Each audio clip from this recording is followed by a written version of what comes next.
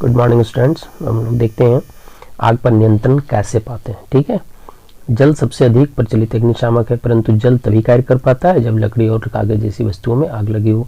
यदि विद्युत उपकरणों में आग लगी हो तो जल विद्युत का चालन कर सकता है, इसलिए आग बुझाने वाले को झटका लग सकता है और आग बुझाने वालों को हानि भी हो सकती है। तेल और पेट्रोल में लगी आग बुझाने हेतु भी जल का उपयोग उचित नहीं होता है। क्यों नहीं होता है? क्योंकि जल जो है वो तेल से भारी होता है और यह तेल के नीचे चला जाता है और तेल ऊपर जलता रहता है। और पेट्रोल जैसे ज्वलनशील पदार्थों में लगी आग के लिए कार्बन डाइऑक्साइड सबसे अच्छा अग्निशामक है। ठीक है, और ऑक्सीजन से भारी होने के कारण कार्बन डाइऑक्साइड आग को एक कंबल की तरह लपेट लेता है और इससे ईंधन और ऑक्सीजन के बीच संपर्क टूट जाता है। क्योंकि कार्बन डाइऑक्साइड जो है, ठीक है, वो एक लेयर बना लेता है, उस लेयर से ऑक्सीजन का संपर्क टूट जाता है और आग बुझ जाती है और आग पर हम नियंत्रण कर पाते हैं। कार्बन डाइऑक्साइड का अतिरिक्त लाभ यह भी है कि यह विद्युत उपकरणों को भी कोई हानि नहीं पहुंचाता है। इसको हम लोग देखें कि कार्बन डाइऑक्साइड की आपूर्ति कहाँ से मिलती है। जिस तरह एलपीजी गैसों में भरे होते हैं गैस जो हम लोग घर में जलाते हैं, ईंधन के रूप में उपयोग करते हैं, उसी प्रकार के सिलेंडर में जो है कार्बन डाइऑक्साइड को रखा जाता है। ठीक है, और जब वो उस सिलेंडर से निकलता है तो बहुत तेजी से फैलता है और ठंडी भी हो जाती है। यह न केवल आग को चारों ओर से घेर लेती है बल्कि ईंधन के ताप को भी नीचे ले जाती है, इसलिए यह अति उत्तम अग्निशामक है। कार्बन डाइऑक्साइड प्राप्त करने का दूसरा तरीका भी है, सोडियम बाइकार्बोनेट, इसको बेकिंग सोडा कहते हैं, या पोटेशियम बाइकार्बोनेट जैसे रासायनिक के पाउडरों का भारी मात्रा में अगर छिड़काव कर दिया जाए तो वहां पर बहुत अधिक मात्रा में कार्बन डाइऑक्साइड गैस निकलती है और कार्बन डाइऑक्साइड गैस जो है आग को बुझा देती है। ठीक है, अब हम लोग देखते हैं दहन के प्रकार। एक जलती हुई माचिस की तिल्ली अथवा गैस लाइटर को रसोई में गैस स्टोव के निकट लाइए। अब गैस स्टोव की घुंडी घुमाकर अब देखते हैं, जलाते हैं तो बहुत तेज गति से जलता है। तो हम पाते हैं कि गैस तेजी से जलने लगती है तथा उष्मा और प्रकाश उत्पन्न करती है। इस प्रकार का दहन क्या कहलाता है? तीव्र दहन कहलाता है। जो गैस हम लोग जलाते हैं वो तीव्र दहन का उदाहरण है।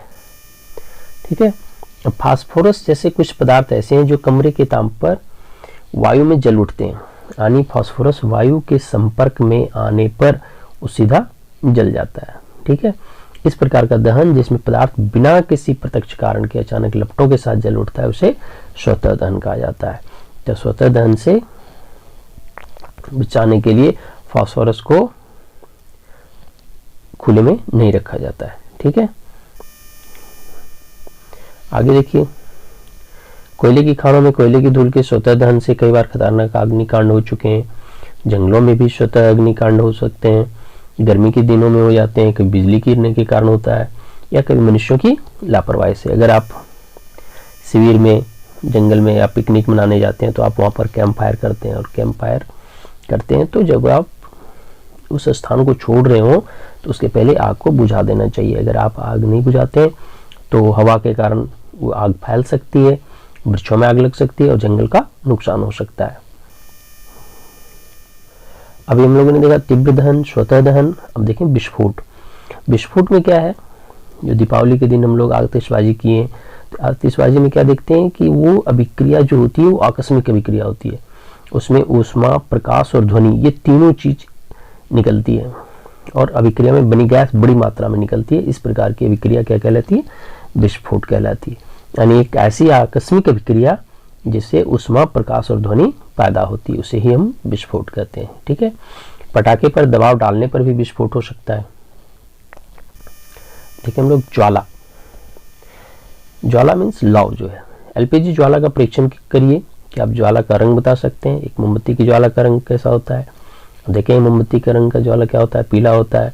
एलपीजी का कैसा होता है? नीला होता है। कक्षा 7 में अपने मैग्नीशियम रिबन को जलाने के लिए अपने अनुभव को आप याद कीजिए और अपने परीक्षण रिकॉर्ड कीजिए और सारणी में लिखिए। ठीक है, कौन सा पदार्थ ज्वाला देता है या नहीं देता है। अब देखिए, मोमबत्ती है तो ज्वाला देगा, मैग्नीशियम है वो भी ज्वाला देगा, कपूर भी ज्वाला देगा, मिट्टी का तेल वाला भी स्टोव ज्वाला देगा और लकड़ी का कोयला ज्वाला नहीं देता है। ठीक है,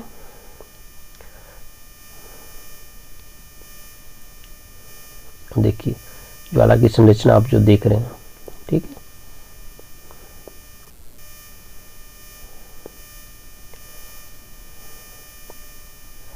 आगे देखिए, एक अकंपित ज्वाला के अधिक क्षेत्र में प्रवेश करा दीजिए। एक आप क्या किए, एक कैंडल जलाया और उसमें आपने कांच की नली के दूसरे सिरे के निकट जलती हुई माचिस की तील ले आइए।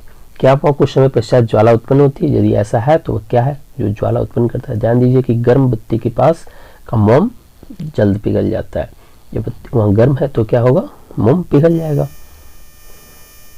दहन के समय जो पदार्थ वाष्पित होते हैं, इस पॉइंट को अंडरलाइन करने की जरूरत है, आप इसको लिख सकते हैं। दहन के समय जो पदार्थ वाष्पित होते हैं वे ज्वाला का निर्माण करते हैं। उदाहरण के लिए मिट्टी का तेल, उसमें वाष्प है जिसके कारण मिट्टी का तेल जब जलता है तो वो ज्वाला देता है। पिघली हुई मोमबत्ती भी देती है। और दहन के समय वाष्पित होकर ज्वाला का निर्माण करते हैं।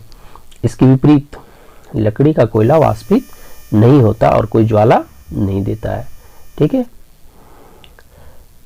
अब क्रियाकलाप 6.5 में देखेंगे, क्या कांच की नली से बाहर निकलने वाला मोम का वाष्प क्या ज्वाला उत्पन्न होने का कारण हो सकता है? हो सकता है। जब मोमबत्ती की ज्वाला स्थिर हो तो ज्वाला के दीप क्षेत्र में एक स्वच्छ कांच की प्लेट स्लाइड करिए और उसे सन्नासी से लगभग 10 सेकंड तक पकड़े रखिए, फिर उसे हटा दीजिए। देखिए, कांच की प्लेट या स्लाइड को गर्म लाते हैं तो एक गोल काला वलय बन गया है, दिख रहा है आपको। और यह ज्वाला के दीप क्षेत्र में उपस्थित बिना जले कार्बन कणों के जमाव को दर्शाता है। यानी दीप क्षेत्र में जो कार्बन पूर्णतः जिनका दहन नहीं हुआ, उसी के कारण वो कार्बन कण वहां पर जमा हो गए। एक पतले लंबे तांबे के तार को लगभग 30 सेकंड तक ज्वाला के अधिक क्षेत्र में पकड़ कर रखिए। देखिए, आपको इस तरह दिखा रहा है यहाँ पर, ठीक है। ध्यान दीजिए, तार का भाग जो ज्वाला के कुछ ही बाहर है, ज्वाला से जो बाहर है, वो रक्त तप्त हो जाता है, मीन्स लाल दिखता है। और क्या दर्शाता है कि ज्वाला के अधिक क्षेत्र का ताप बहुत अधिक है और वास्तव में ज्वाला का यह भाग सबसे अधिक गर्म होता है। सोने और चांदी को पिघलाने के लिए सुनार धातु की फूंकनी से ज्वाला के सबसे बाहरी भाग को उस पर फूंकते हैं और वे ज्वाला के सबसे बाहरी भाग का उपयोग क्यों करते हैं, इसके पीछे कारण क्या है आप देखिए। इसकी ज्वाला के विभिन्न अंग भी की ज्वाला, अब इसके विभिन्न क्षेत्र को देखिए। सबसे ऊपर वाला जो क्षेत्र है, जो पूर्ण दहन का बाह्य क्षेत्र है, उसका रंग कैसा होगा, नीला होगा। और जो सबसे गर्म भाग है, आप अगर माचिस की तिल्ली जलाते हैं तो आप सबसे ऊपर वाले भाग में जिस पदार्थ को जलाना है उससे आप सटाएंगे तो आप जल जाएगा आसानी से, क्योंकि वहाँ का भाग जो होता है सबसे अधिक गर्म होता है। बीच में अगर आप रखते हैं तो वो कम गर्म होता है, उसे जलने में देर लगेगी। और सबसे गर्म जो होता है वो कहाँ होता है, नीचे होता है, वहाँ पर थोड़ा सा काला भी दिखेगा, ठीक है। तो ऊपर में नीला होता है ज्वाला का रंग, बीच में कैसा होता है, पीला होता है, मध्य भाग में चित्र में आपको दिख रहा है लिखा हुआ, और सबसे नीचे काला होता है। तो जहाँ काला होता है वहाँ पर ताप क्या होता है, सबसे कम गर्म होता है। और मध्य में जहाँ पीला होता है वहाँ पर कम गर्म होता है। सबसे अधिक गर्म कहाँ होता है, सबसे ऊपर, ठीक है। देखिए, ईंधन क्या है। याद करिए कि घरेलू और औद्योगिक उपयोगों से संबंधित ऊष्मा ऊर्जा के प्रमुख स्रोत लकड़ी, काष्ठ कोयला, है ना, पेट्रोल, मिट्टी का तेल आदि हैं। ये पदार्थ ईंधन कहलाते हैं, ठीक है। पेट्रोल, मिट्टी का तेल, लकड़ी, कोयला, ये सब क्या है, ईंधन है। अच्छा ईंधन वह है जो सहज उपलब्ध हो। अब यहाँ आदर्श ईंधन की बात करेंगे तो कोई भी ईंधन आदर्श ईंधन नहीं है। वह सस्ता होता है, जो वायु में सामान्य दर से सुगंधपूर्वक जलता है, या अधिक मात्रा में ऊष्मा उत्पन्न करता है, या जलने के उपरांत कोई अवांछनीय पदार्थ नहीं छोड़ता है, वही आदर्श ईंधन होता है। संभवतः ऐसा कोई भी ईंधन नहीं है जिसे आदर्श ईंधन माना जा सके, ठीक है। हमें ऐसा ईंधन ढूंढना चाहिए जो किसी विशिष्ट उपयोग की अधिकांश आवश्यकताएं पूरी करता हो। ईंधन के मूल्यों में भिन्नता होती है। कुछ ईंधन अन्य ईंधनों की अपेक्षा सस्ते होते हैं। जिन ईंधनों से आप परिचित हैं उनकी आप सूची बनाइए। ठोस, द्रव और गैसीय ईंधन में वर्गीकृत कीजिए।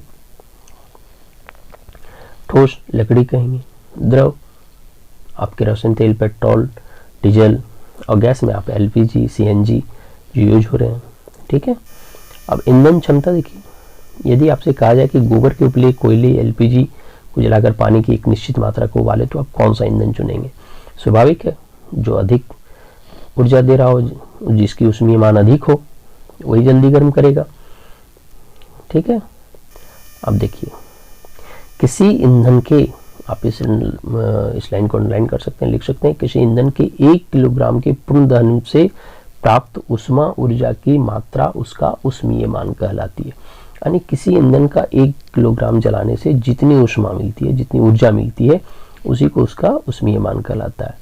तो ईंधन के ऊष्मीय मान को किलो जूल प्रति किलोग्राम मात्रक द्वारा प्रतिष्ठित किया जाता है। यानी ईंधन का ऊष्मीय मान का जो मात्रक है वो क्या है? किलो जूल प्रति किलोग्राम, केजे पर केजी। ठीक है, कुछ ईंधनों के ऊष्मीय मान सारणी में दिए गए हैं, देखिए।